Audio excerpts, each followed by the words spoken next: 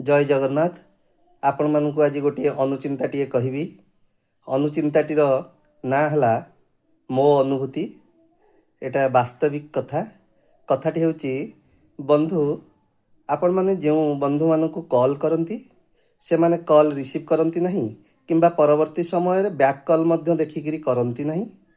तेणु आपण जानिनेबे जे से बंधु माने कौनसी काम रे आपणकर आसीबे नहीं एवं परवर्ती समय रे से मध्य देखिले ओहो भूली जाइथिली आम कॉल करि पारि नथिली व्यस्त रे थिली एमती मिछ गप गुड़िए कहती। तेणु जेतेबेले सेही बंधु माने आपणको कॉल करिवे आपण भी मध्य कॉल रिसीव करवा उचित नुहे किंबा बैक कॉल करवा मध्य उचित नुहे। एभली भाव में करंतु बंधु देखिए से बंधु माने निश्चित भाव में बाटक आसीजे कारण एव्री एक्शन हाज इक्वाल एंड अपोजिट रिएक्शन।